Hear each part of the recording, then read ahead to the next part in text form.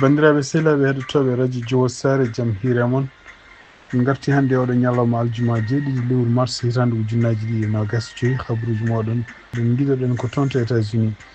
ko hesde Donald Trump laamu muɗum hannde ɗum noon guila e haareji supporteur uji makko contre oɗo juge Barrett ha ko tuma wonde pelɗodiral waɗi hakkude kanko Elon Musk e kanko Rubio ma en ƴeew kadi holko haali hannde ko fati henne jokkodiral kadi hakkude États-Unis e leyɗele ko wayno Mexico e ko wayno Canada toon to Ukraine hono kanko président Zelensky o wi wonde ko délégation Ukraine ma fotti délégation Amérique toon to Arabie Saoudite e ɗum noon kadi maɓe kala gueɗe kewɗe ko fati no jaam dañira toon to Ukraine habaruji men mana en toon Sénégal hono ministre toppitinoɗo ko fati budget sankima hannde oɗo ñalawma ɗum noon ma en ƴeew kadi hono kanko biyeteɗo Abdou Diouf holko wonno rôle makko e gouvernement mo Sénégal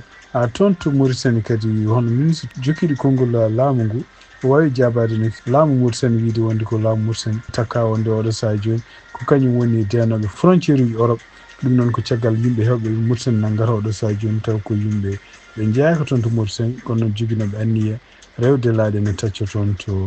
paye toon to Europe ko ɗum woni titre uji men ɓurdi mawnude oɗo journal ma gaare date uji muɗum joni joni siwtin ɗon tan hannde ko ñalawma aljuma hawri ko 7 lewru mars hitande ujunnaji ɗi e nogas e joyyi ma en gartu joni joni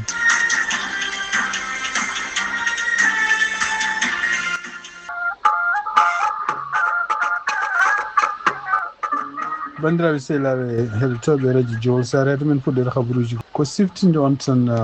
wonɓe États-Unis ene wayno ko ñalawma dimanche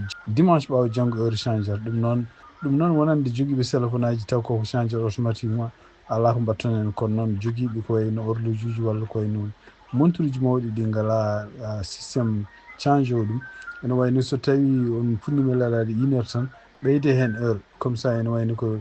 nde fonno wonde 6 heures subaka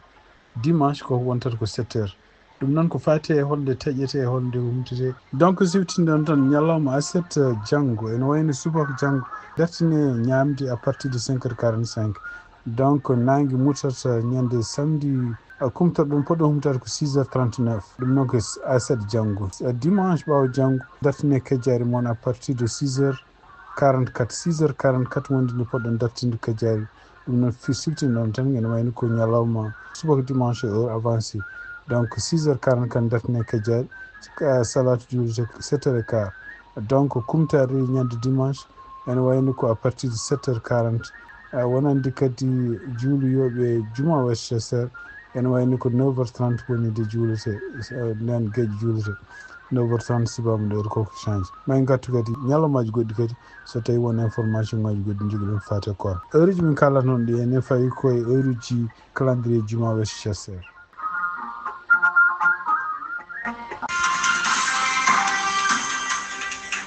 bandiraɓe sehlaɓe heɗotoɓe radio Jowo Sare jaam hiire moon mbinɗen ni habaruji men puɗɗoɗen ko toon to États-Unis ɗum noon habaruji men guitoɗen d' abord ko toon to Cour suprême hono kanko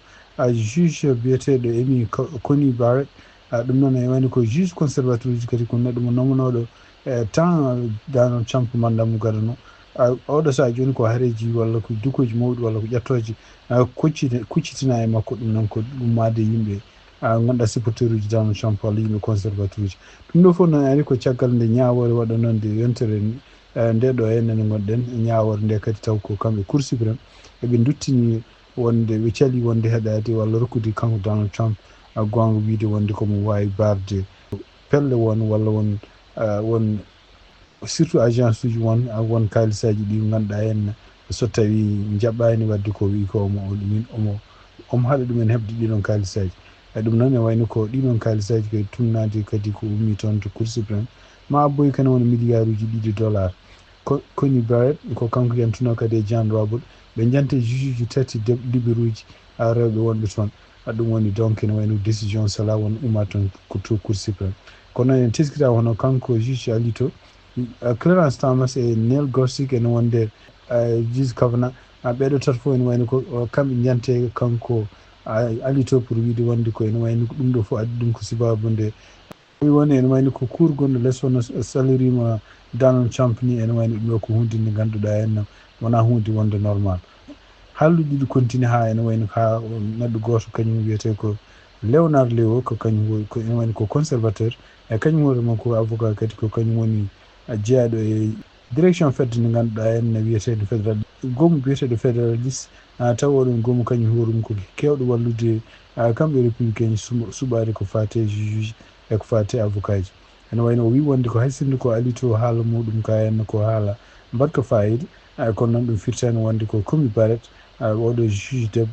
ne foti reconnaissede ko kañum ɓuuri wonde ɓurɗo wonde sarɗiyanke teskiraɗo e nder duuɓi ɗiɗi e temedere ɓennuɗi ɗum noon o wi wonde ko neɗɗo ƴoƴƴo ko neɗɗo kadi ganduɗo liggey muɗum ko neɗɗo kadi o wi ko neɗɗo kadi ne wawi ballude Donald Trump e gueɗe kewɗe surtout henne gueɗe patuɗe e abortion gueɗe patuɗe henne liberté no mbiyata diineji gueɗe patuɗe kadi surtout henne wallude Donald Trump ko fati immunité mum e surtout kadi o walli Donald Trump kadi sinende laamu muɗum gadan ko fate henne mbiyata amendement ɗiɗaɓo o ɗum noon e wayno ko wona hande tan yimɓe ne gara ene kuccina e makko ƴettoje sibabunde kanko no yiiri e no janrabude no jiiri wonde ko lundima yidde mabɓe kamɓe conservateur uji ko jiita ɗum ɗon to Washington ene wayno ko New York Times reportino wonde ko kanko Marco Rubio e kanko kadi Elon Musk ɓe mbawino dugdude toon to Maison Blanche ɗum noon ko pooɗi nder miijoji addi ha wonde goto maɓɓe foof no watti wulude goɗɗo on ɗum noon e wayno ko kanko Donald Trump o jaɓani wiide ɗum ɗon ko gonga o wi wonde ene wayno ko Rubio e kanko Elon Musk ko yimɓe ɗiɗi ɓe ganduɗa liggotoɓe liggueji moƴƴi e kadi eɓe nanodiri ɗum noon e wayno jaɓani nadde kaɗno sifti ɗon tan ko kamɓe New York Times ɓe reportino kaɗɗon haalama guila ñande alarba nde pour wiide gonde ko ene wayno ko mettodiral no woodi hakkude mabɓe kamɓe ɓeɗo ɗiɗi ko wonde fof ene wayno ko kanko Donald Trump o wi wonde ko ala dukoji baɗɗi hakkude mabɓe kanko toon wonno mata o wi wonde ko New York Times reporter mum o ene wayno ko kañum hoore mum ko jiɗɗo créde probléme uji tan ko fati Donald Trump hande ene wayno ko kanko hoore makko waɗi menace uji joni kadi e Canada menace uji goɗɗi kadi ɗum noon 24 heures caggal kanko hoore makko nde dartinno won gueɗe ɗe ganduɗa omo fawna e Canada e Mexico surtout ɓeydude kalisaji paweteɗi e frais douane o dartinnoon ɗum won produit won e wayno oɗo saha joni o wi ko Canada mo fawa muɗum kadi kene wona 250% e surtout ene produit ji ko fatuɗe kosam gummoto toon to Canada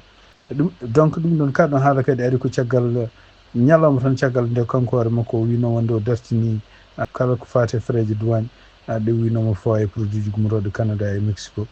pour o dartini ɗum ha 2 avril donc o wiɗo oɗo saha joni ene wayno ko so Canada rena kadi kala ko fate produit ji kosam gummotoɗi toon ɗum noon ko guila e beurre en hay kosameji hay ko wawi wonde gummotoɗo toon to Canada mo faw men kene wona 250%.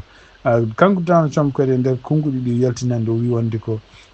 so Russie renake ko pawo e muɗum sanction ngaji ɗum noon ko sanction ngaji ɗi ko patuɗe wadde tarif kañum e hoore mum e sanction ngaji goɗɗi ko fate kalisaji ɗum ɗo fof ari koye wiide makko caggal nde Russie kañum hoore mum ene continde bombardude Ukraine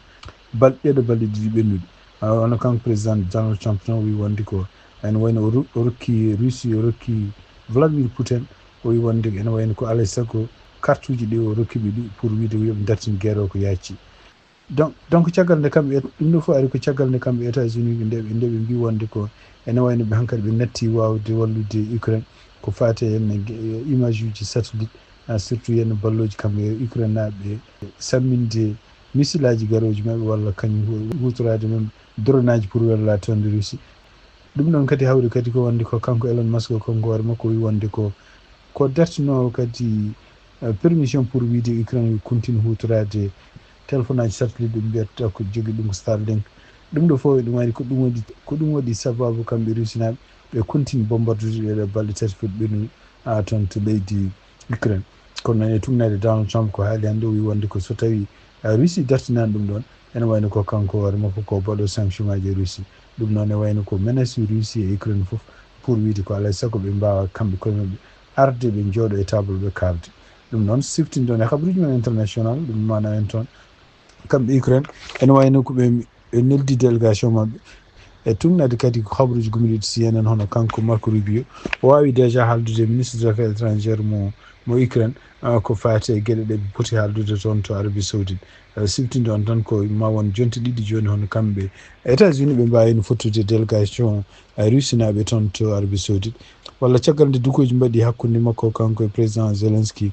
toon to maison blanche ɗum ko aljuma ɓennuɗo ene wayno ko kanko hoore makko wi noon kadi kala ko fate wallude Ukraine e heɓde e dañde jaam walla dartinde guerre gonɗo toon o yalti hen kono noon e wayno ko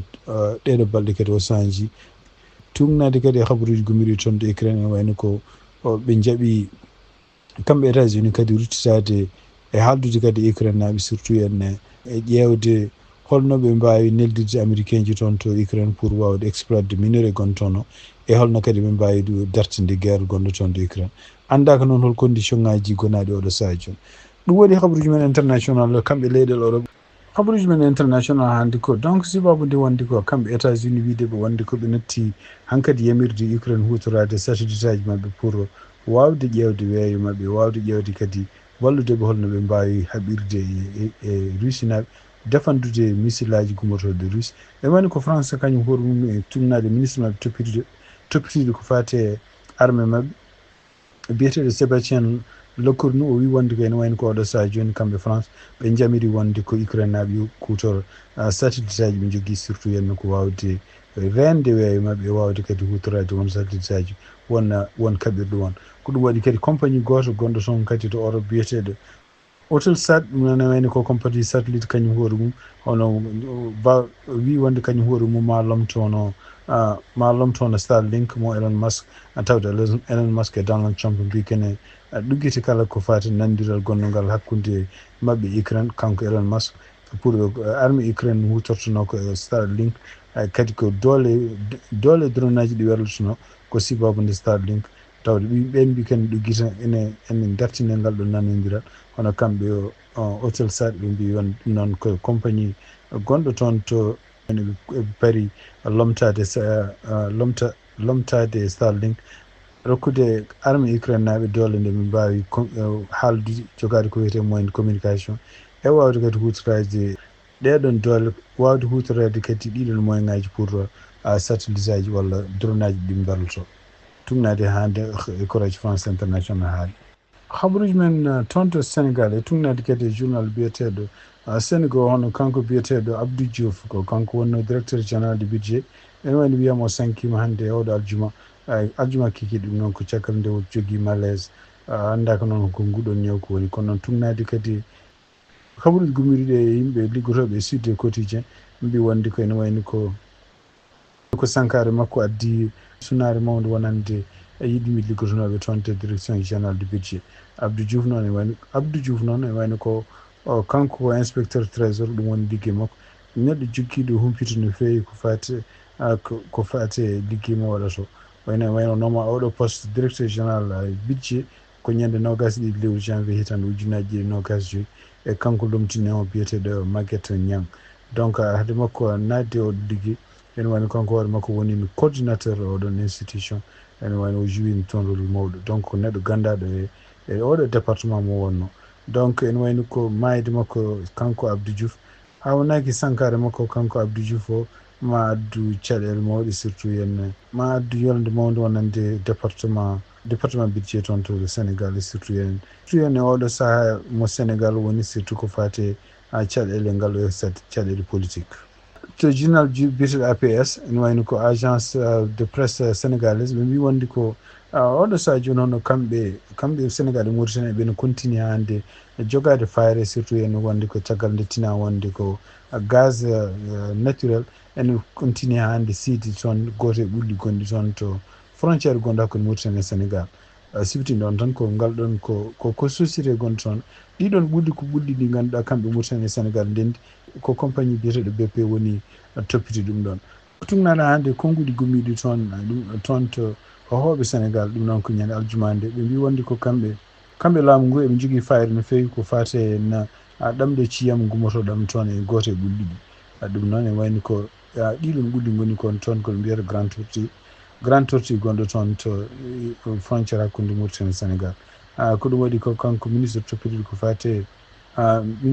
fate énergie ko fate pétrole e mine e environnement écologie o wi wonde ko alay saago kamɓe BP ɓe mbaɗa feere foof yawde ɓe mbawa ƴeftude responsabilité pour réglude oɗon probléme ko ɗum waɗi kadi ene wayno ko awoɓe wonɓe toon oɗon département e oɗon région ɓe mbawi kamɓe koye mabɓe jokkodirde hohoɓe ko fate en oɗo société e surtout hohoɓe laamu pour wiide wonde ɓe jiiɓi andude holko kewi e kadi so tawi ko siyata ɗiɗo ɓulli ko henne so tawi jogorani wadde battane bonɗe wonande yimɓe wonɓe e oɗon nokku walla wonande kadi kamɓe awoɓe oɗon nokku en liɗɗi ɗe ɓe nanggata ɗi. Donc ko wawi wonde fof ene wayno ko kamɓe gouvernement mo Sénégal e gouvernement Mauritanie ɓene mbaɗi hen doole mabɓe pour wonde ko ɗum ɗo beele ne réglé ko yaaci. Toon to Mauritanie tumnade kadi journal biyeteɗo kalam suka debbo goto jaarowo e duuɓi sappo e jeeɗiɗi ene wayni ko origine makko ko Côte d'Ivoire o jeeya ñande 27 lewru février nde o portini plainte wiide wonde ko ene toon to commissariat police mo Ɓoggé o wi wonde ko goto e policier ji ene wawino yande makko wawino ƴeɓademo ɗum noon ƴeeɓima ko ñande 10 lewru février ɗum noon ko taw mo woni toon poste police toon to Ɓoggé donc kanko suka debbo o mino ko hayɗi o wondino kadi koye neɗɗo mo ganduɗa jeeya neɗɗo mo jiiduɗo e makko donc ene wayno ko toon to poste gendarmerie gonɗo toon to Dagvet ko toon ɓe nangga e caggal muɗum ene wayno ko kanko hoore makko o ɓennina toon to police o ɓennina kanko to police gonɗo toon Ɓoggé kono noon mo wonduno kañum ɓennina kañum nawa toon to tribunal régional gonɗo toon to Alé donc caggal nde woppa kanko hoore makko wiya yo o ɓennino fatiri Nouakchott o wadda e chauffeur ene wayno koye caggal mum o kanko suka debbo o haalani oɗon chauffeur o wi wonde ko policier ene wayno ƴeeɓi mamumo toon to Ɓoggé donc nde o yetti Nouakchott nde ene wayno ko kanko chauffeur o fof ɓe kalani koreji makko noddi organisation ngaji toppitiɗi ko fate droit de l'homme ɓe porti plainte ko fate en kanko suka debbo ko waɗa ko donc ene wayno ko caggal muɗum ko sibabude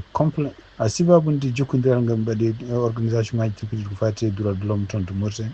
ene wayno ko procédure aji ko fate en portude plainte kanko oɗo policier toon to tribunal régional Alé et surtout toon to e kadi toon to commissariat de police Ɓoggé ene wayno donc ɗum waɗi enquête uddita caggal muɗum ene wayno ko kanko policier o ene wayno ko enquête uji yimɓe enquêtoɓe poté makko namdimamo question ngaji chauffeur o kadi kanko suka debbo kamɓe koye mabɓe commissaire o kadi yamiri suka debbo kañum yo yaa toon to centre hospitalier gonɗo toon to Ɓoggé pour beele ne wawa hebde ko fate ene wawa fottide gynécologue ko wawi wonde fof en rapport mabɓe médical ummade toon to oɗon centre hospitalier mo Ɓoggé ene wayno koma neldama toon to direction générale pour ɓe mbawa ƴeftude décision ngaji ko fate ɗum noon ko tumnade hande journal kalam ha hande toon to Mauritanie tumnade kadi eko yalti wono kanko ministre toppiti joguiɗo konngol gouvernement Mauritanie o wawi kanko hoore makko fottude e journaliste uji o wi wonde ko ɗum noon e surtout won jabade won gueɗe won pour wiide Mauritanie oɗo saaha joni ko kañum woni gardo frontiére Europe ɗum ɗo fof noon ari ko caggal nde teskita oɗo dumu no ɓenni ɗo fof média ji sociaux ji e journaux ji ne jaltina wonde ko yimɓe ɓe jeeyaɓe jimɓe ɓe jeeyaka Mauritanie wonɓe toon en surtout en tawno waɗi hen Sénégal naaɓe waɗi hen Mali naaɓe ene waɗi hen Côte d'Ivoire naaɓe no nanguirte ni ko nanggugol ngol yooɗani kadi woni mabɓe doole hen taccinama frontiére uji nawatama leyɗele mumen ɗum ɗo fof noon e wiide makko kanko ministre o e wiide makko hande nder e wiide makko ene wayno ko ene waɗi nannodiral gongal hakkude leyɗele leydi Mauritanie e leyɗele ɗe takkodiri ngal ɗo nannodiral ko nannodiral holno yimɓe ɗannorto e ɗeɗon leyɗele way donc woni hakkude Mauritanie e Sénégal ngal ɗo nannodiral signina ko guila hitande 1997 hakkude Mauritanie e Mali ngal ɗo nannodiral signina ko guila hitande 1993 donc o wi wonde ko teskita tan o wi ko teskita tan e hitande ɓennude en ken wiye 150 neɗɗo naati Mauritanie e nder 150 yimɓe natɓe toon taw ko yimɓe étranger ji o wi ko ujunaji jeeɗiɗi tan mbawi namdade ko wiyete en séjour ɗum noon firti wonde ko 123 heddiɓe fof kañumen goni ko situation irrégulière ɗum noon firti wonde ko alay saago ɗum ɗo en ɓe ƴeewan ɗum feere donc o wi ko gueɗe kalateɗe surtout konngol makko kanko Hussein Olmedo o wi wonde ko médias sociaux ji jaltinta balɗe ɓennuɗe ɗe fof ɗum ɗo fof ko gueɗe ɗe ganduɗa en ko gueɗe ɓurtinaɗe no fewi o wi ɗum noon e wayno ko wawi wonde fof kamɓe Mauritanie ɗiɗon opération ngaji ko toujours ko continue ɗe ne mbaɗa kadi wona pour tan wona ɗiɗo tan yimɓe jeeyaɓe ɗiɗo état ji joyi kala mo garɗo toon tan woni e situation irréguliére eɓe ƴeewa jomum d' abord yo won site yo wonne yo windu e caggal muɗum yo jogo séjour kono ne wayno so tawi jogaki ɗum ɗo fof alay saago huccita e justice mo Mauritanie tumnade habaruji gomiri to Sénégal o mbi wonde ko laana goto ne waɗi kene woni 250 neɗɗo waɗama intercepté one wayno ko nanggama toon to maaji gonɗo toon to Sangomar ɗum noon mbi wonde ko ene wayno ko yimɓeɓe hande no continue wadde e ɗeɗon laaɗi pour yaade toon to Europe e nde ɗo yentere tan kene ɓoɗon 700 neɗɗo gari toon to Île Canaries taw ko ɓeɗon laaɗe 11 gaddi kene won 693 immigré donc ene wayi ɓeɗon en waɗi kene wona 56 taw ko rewɓe ne waɗi kadi 26 taw ko cukalonto zone ɗeɗo laaɗe fof ene wayno gummori ko toon to Mauritanie pour débarque toon to port biyeteɗo Del Hierro e Darguengum ɗum noon ko tumnade hande ko Sénégal haali donc mi wi wonde ko haysinde wonde ko nangue ne continue ne mbaɗa toon to Mauritanie pour hadde yimɓeɓe ne jolde e laabi yimɓe jeeyaɓe région ummotoɓe région ngaji goɗɗi walla ummotoɓe état ji woɗɗi rewde Mauritanie pour jolde laabi surtout toon to toon to Nouadhibou ɓe mbi wonde ko ene wayno ko nokkuji goɗɗi kadi yimɓeɓe ne kutoro ɗum ummade toon to Mauritanie e jolde laabi pour yaade toon to leyɗele Europe ɓe mbi wonde ko ene wayno ko toon to Sénégal kam oɗo saaji nde ɓe tinni pour hadde ɗeɗon laaɗi ummade toon to Sénégal faade to Île Canaries bandiraɓe sehilaɓe heɗotoɓe radio Diowo Sare habaruji ɗum jogono ɗemgal Pulaar gasi ha laaɓi ɗum en yen mbaala jaam ha janggo kadi so Allah jaaɓi on jarama